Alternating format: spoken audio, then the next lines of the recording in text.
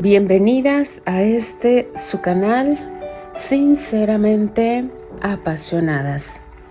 Les habla Alfonsina. Continuamos con este magnífico libro de esta maravillosa escritora inglesa que ahora entiendo, chicas, todo lo que ella pudo pasar.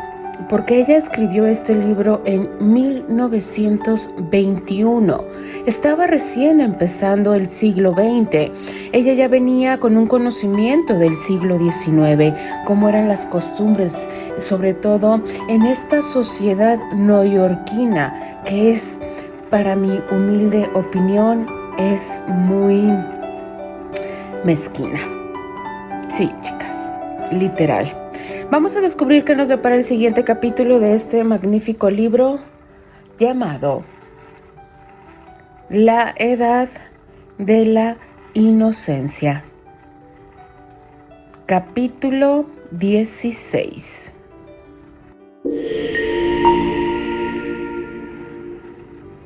Cuando Archer bajaba por la arenosa calle principal de San Agustín hacia la casa que se le había indicado como la de Mr. Whelan y vio a May Whelan bajo un magnolio con el sol iluminando su cabello, se preguntó por qué había tardado tanto en ir. Aquí estaba la verdad, aquí estaba la realidad, aquí estaba la vida que le pertenecía. Y él, que creía desdeñar las prohibiciones arbitrarias, había temido faltar a su oficina porque la gente podría pensar que robaba unos días de vacaciones. «Newland, pasa algo», fue lo primero que dijo May. Archer pensó que habría sido más femenino que ella hubiera leído inmediatamente en sus ojos por qué había venido. «¿Sí? Pasa, que tenía que verte», respondió. Los sonrojos de felicidad que aparecieron en el rostro de May borraron la frialdad de la sorpresa, y Archer comprendió con qué facilidad se le perdonaba y lo rápido que hasta la tibia reprobación de Mr. Letterblade sería olvidada con una sonrisa por una familia tolerante. Por lo temprano de la hora, la calle principal no era el sitio apropiado para saludos que excedieran la formalidad, y Archer ansiaba estar solo con May y dejar fluir toda su ternura y su impaciencia. Todavía faltaba una hora para el tardío desayuno de los Whelan, y en vez de invitarlo a su casa, May le propuso que caminaran hasta un viejo naranjal situado a la salida del pueblo. Acababa de dar un paseo en bote por el río y el sol que cubría con una malla de oro las pequeñas olas parecía tenerla envuelta en sus redes. El viento esparcía su cabello brillante como un alambre de plata sobre sus mejillas bronceadas, y también sus ojos parecían más luminosos, casi descoloridos en su limpieza juvenil. Caminando al lado de Archer con su paso cimbreante, su semblante mostraba la inexpresiva serenidad de una joven atleta de mármol. Para los tensos nervios de Archer, esta imagen era tan sedante como el cielo azul y las lentas aguas del río. Se sentaron en un banco bajo los naranjos y él la rodeó con sus brazos y la besó. Era como beber de una vertiente a la que daba el sol, pero al parecer su abrazo fue más vehemente de lo que pensó, porque May se ruborizó y se echó hacia atrás como si lo hubiera asustado. «¿Qué pasa?», preguntó Archer, sonriendo. «Nada», repuso ella, mirándolo sorprendida. Ambos se sintieron algo turbados, y la mano de May se desligó de la de Archer. Era la primera vez que la besaba en los labios fuera de su bello furtivo en el invernadero de Beaufort, y se dio cuenta de que ella estaba inquieta, que había perdido su fría compostura juvenil. «Cuéntame lo que haces todo el día», dijo él, cruzando los brazos y descansando en ellos la cabeza y echándose el sombrero hacia adelante para protegerse del resplandor del sol. Hacerla hablar de cosas familiares y sencillas le pareció el mejor método para seguir el independiente hilo de sus propios pensamientos y se instaló a escuchar su trivial crónica de baños en el río, paseos en bote y a caballo, intercalando algunos bailes en la antigua hostería cuando arribaba algún barco de guerra. Había un grupo de gente de Filadelfia y Baltimore, todos muy agradables, alojados en la hostería, y los Selfridge Merry habían venido a pasar 3 semanas porque Kate había tenido bronquitis. Estaba planeando hacer una cancha de tenis en la arena, pero solo Kate y May tenían raquetas, y la mayoría de los demás jamás había oído hablar de ese juego. Todas estas actividades la mantenían muy ocupada y no había tenido tiempo más que de mirar el pequeño libro en papel vitela que le enviara Archer la semana anterior, Sonetos portugueses. Pero se sabía de memoria cómo llevaron la buena nueva de Ghent a Aix, porque fue una de las primeras cosas que él le leyó, y le dijo con deleite que Kate Merry nunca había oído o nombrar a un poeta llamado Robert Browning. De súbito se levantó de un salto de banco, diciendo que llegaría tarde al desayuno, y se apresuraron a regresar a la desvenjecida casa con su porche despintado y su cerca de plumbagos sin podar y geranios rosados sobre los Whelan. Se había instalado a pesar del invierno la sensibilidad hogareña de Mr. Whelan. Se habían instalado a pasar el invierno. La sensibilidad hogareña de Mr. Whelan lo hacía aborrecer las incomodidades del desasiado hotel sureño, por lo que Mr. Whelan se veía obligada año tras año a improvisar con enormes gastos y venciendo dificultades casi insuperables, una servidumbre compuesta en parte por descontentos criados neoyorquinos y en parte por personal negro de la localidad. El médico quiere que mi marido esté como en su casa, de otra manera se sentiría tan desdichado que el clima no le haría ningún bien. Explicaba todos los inviernos a los compadecidos amigos de Filadelfia y Baltimore.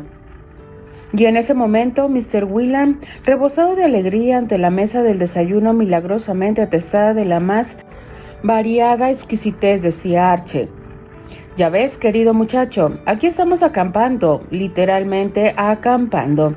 Siempre le digo a mi mujer y a May que así quiero enseñarles a vivir sin tantas comodidades». La inesperada llegada del joven sorprendió tanto a May como a sus padres, pero él pretextó que se sentía al borde de un molesto resfrío, lo que Mr. Whelan consideró una razón suficiente para abandonar cualquier clase del deber.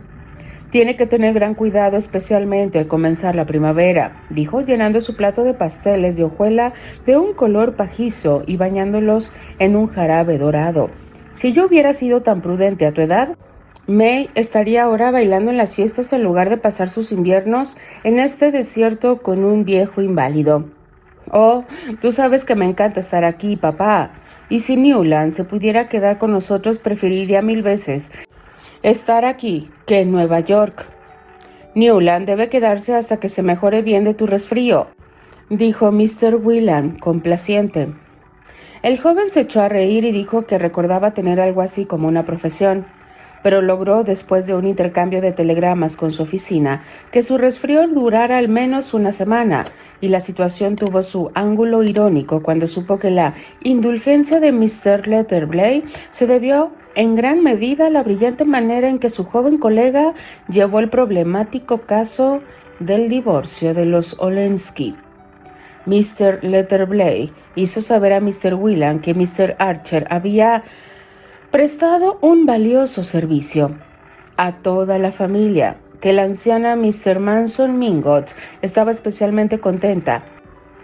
Y un día en que May salió a pasear con su padre en el único vehículo en plaza, Mr. Whelan aprovechó la ocasión para tocar un tema que siempre eludía en presencia de su hija. «Me temo que las ideas de Ellen son distintas a las nuestras. Apenas teniendo 18 años cuando Medora Manson se la llevó de regreso a Europa. ¿Recuerdas el revuelo cuando apareció vestida de negro en su baile de presentación en sociedad? Otro capricho de Medora. Y esta vez resultó casi profético. Hace unos 12 años de eso, y desde entonces, Ellen no vivió nunca en Norteamérica, así que no hay que extrañarse de que esté totalmente europeizada. Pero la sociedad europea no es muy proclive al divorcio. La condesa Olenska pensó que actuaba conforme a las ideas norteamericanas al pedir su libertad. Era la primera vez que el joven pronunciaba su nombre desde que salió de Scooter Cliff y sintió que el rubor subía por sus mejillas.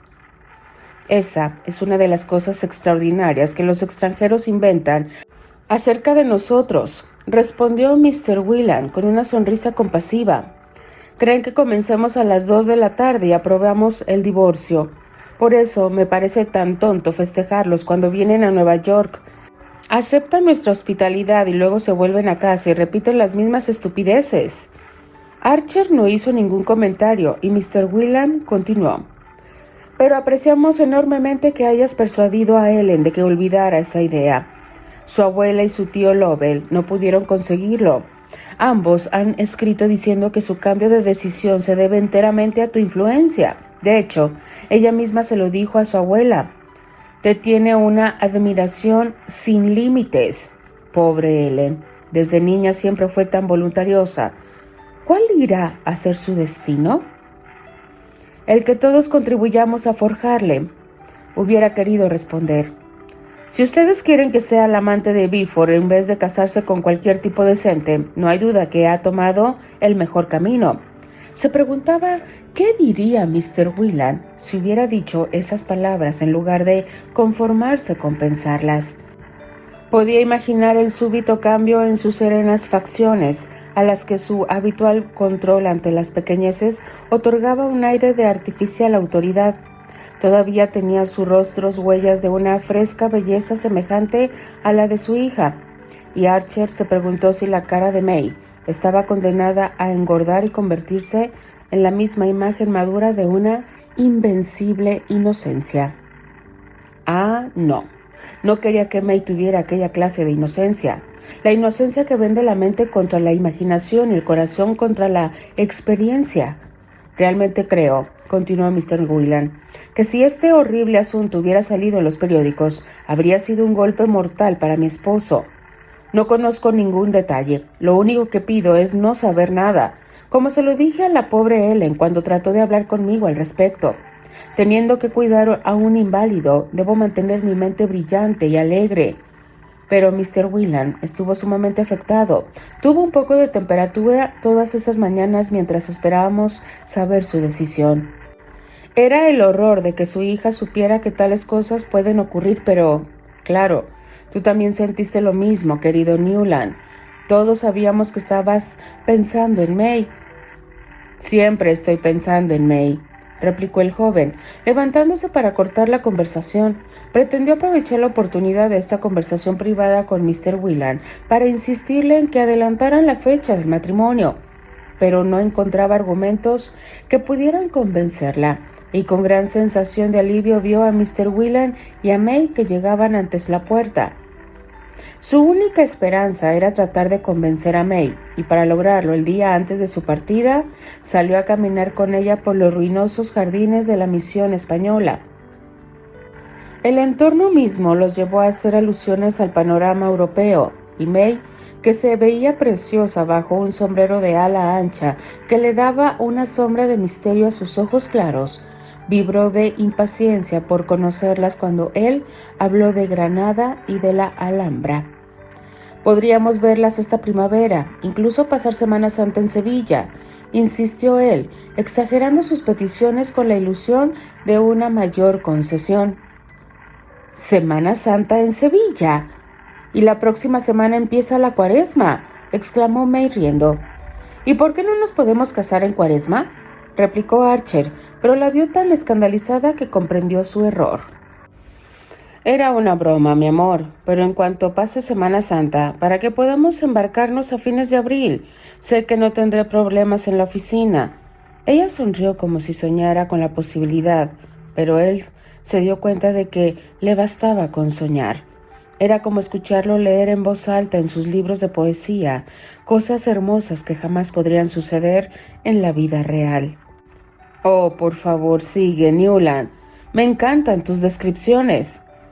Pero, ¿por qué quedarnos en descripciones? ¿Por qué no las hacemos realidad? Las haremos, querido, por supuesto, el próximo año.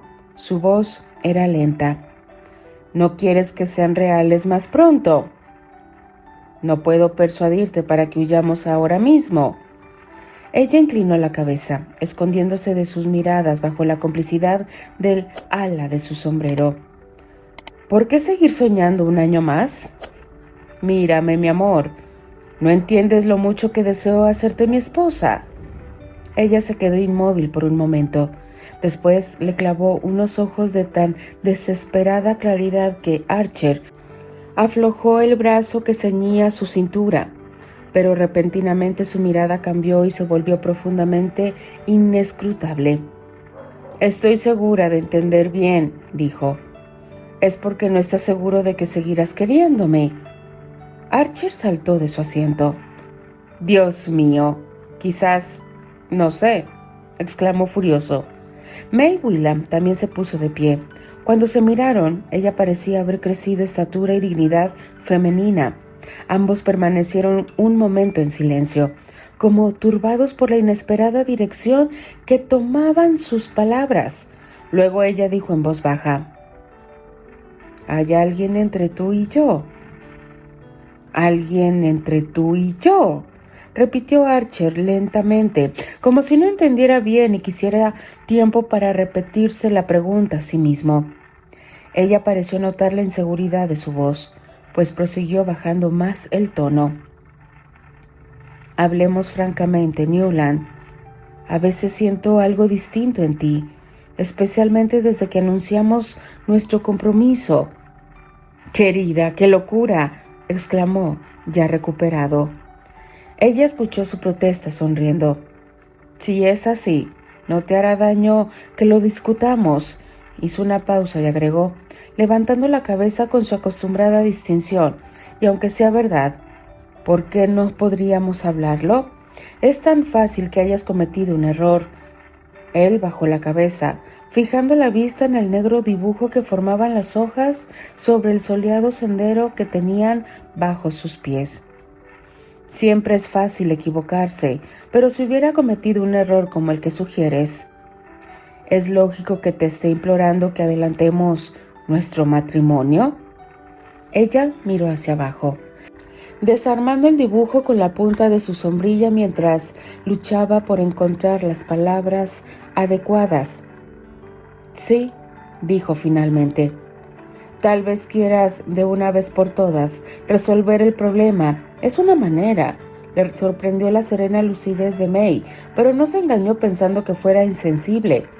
Vio bajo el ala de su sombrero la palidez de su perfil y un tenue temblor de la ventanilla de la nariz sobre sus labios curvados en una mueca de firmeza. ¿Y bien?, preguntó Archer, sentándose en el banco y mirándola con el ceño fruncido que trató de que pareciera alegre. Ella se dejó caer en su asiento y continuó. No pienses que una muchacha sabe tan poco como creen sus padres. Uno escucha y se da cuenta, uno tiene sus sentimientos y sus ideas, y te aseguro que mucho antes de que me dijeras que me querías, yo sabía que había otra que te interesaba. Todo el mundo hablaba de eso 2 años atrás en Newport, y una vez los vi sentados juntos en la galería durante un baile. Y cuando ella volvió a la casa, su cara estaba triste y sentí pena por ella. Lo recordé más tarde cuando nos comprometimos. Su voz era casi un susurro y sentada en el banco, abría y cerraba las manos alrededor del mango de su sombrilla. El joven puso su mano sobre las suyas, con tierna presión. Su corazón se ensanchó con indecible alivio. Mi niña querida, ¿era eso? Si supieras la verdad. Ella levantó la cabeza rápidamente. Entonces hay una verdad que yo no conozco. Archer no quitó sus manos. Quiero decir, la verdad acerca de esa vieja historia que mencionaste. Pero si eso es lo que quiero saber, Newland, lo que tengo que saber, no puedo fundar mi felicidad en un daño, una injusticia a otra persona. Y quisiera creer que piensas lo mismo que yo. ¿Qué clase de vida podríamos construir sobre tales bases? Su rostro había tomado una expresión de valor tan trágico que él hubiera querido inclinarse ante ella hasta el suelo. Había querido decírtelo hace tiempo, prosiguió la joven. Quería decirte que cuando dos personas se aman realmente, yo comprendo que pueden haber situaciones que permitían que ellos actuaran en contra de la opinión pública. Y si de algún modo te sientes comprometido con la persona de que hablamos, y si hay alguna manera en que puedas cumplir con tu compromiso, aunque ella deba pedir el divorcio, Newland, no la abandones por mí. La sorpresa le produjo descubrir que sus temores se referían a un episodio tan remoto y completamente pasado como fue su romance con Mr. Thorley Roseworth. Se dio paso a la admiración que le causó la generosidad de su criterio. Había algo sobrehumano en una actitud tan valientemente poco ortodoxa, y si otros problemas no lo hubieran presionado, se habría perdido en esa maravilla del prodigio de la hija de los Whelan, insistiéndole que se casara con su anterior amante. Pero todavía estaba mareado con el atisbo del precipicio que había bordeado, y se sentía lleno de asombro ante el misterio de la juventud. No fue capaz de hablar por un rato. Luego dijo: no existe compromiso, ni ninguna obligación de la clase que tú te imaginas. Esos casos no siempre se presentan de manera tan simple, pero no importa. Adoro tu generosidad, porque siento lo mismo que tú respecto de estas cosas. Pienso que cada caso debe juzgarse individualmente, de acuerdo con sus propios méritos, sin tomar en cuenta las estúpidas conveniencias. Quiero decir, el derecho de cada mujer a su libertad. Se detuvo asustado al giro que había tomado sus pensamientos y continuó, sonriendo al mirarla. Ya entiendes tantas cosas, querida mía. ¿Por qué no vas un poquito más lejos y entiendes la inutilidad de que nos sometemos a otra forma de los mismos estúpidos convencionalismos? Si no hay nadie ni nada entre nosotros, ¿no es un buen motivo para casarnos rápidamente en vez de atrasar tanto nuestro matrimonio? Ella se sonrojó de dicha y levantó la cara. Cuando él se inclinó hacia ella, vio sus ojos llenos de lágrimas de felicidad. Pero en un instante, May parecía haber descendido de su estatura de mujer para retomar su desamparada y timorata juventud, y él comprendió que tenía valor e iniciativa para defender a otros y que no tenía nada para defenderse a sí misma. Era evidente que el esfuerzo de hablar había sido mayor de lo que su estudiada compostura traicionaba, y que la primera palabra tranquilizadora de su novio volvió a ser la de siempre, como cuando un niño que se ha aventurado lejos busca refugio en los brazos de su madre. Archer no tuvo corazón para seguir discutiendo con ella. Estaba demasiado desilusionado al ver desvanecerse el nuevo ser que le declaraba aquella profunda mirada con sus transparentes. May pareció notar su desilusión, pero no supo cómo mitigarla, y regresaron caminando en silencio. Continuará. ¿Se están dando cuenta todas las situaciones que conlleva el tener un matrimonio en el siglo XIX, chicas? Y estamos hablando de esta sociedad neoyorquina donde una simple libertad para la mujer debía ser aceptada por toda la familia. Y ver este tipo de discusiones con May y Archer es un poco contradictorio, chicas, pero bueno, denle like a la narración, déjenme sus maravillosos comentarios. Yo simplemente me despido. Les habla Alfonsina, la chica de los labios rojos, y de parte de todas las apasionadas. Nos escuchamos en el siguiente capítulo. Adiós.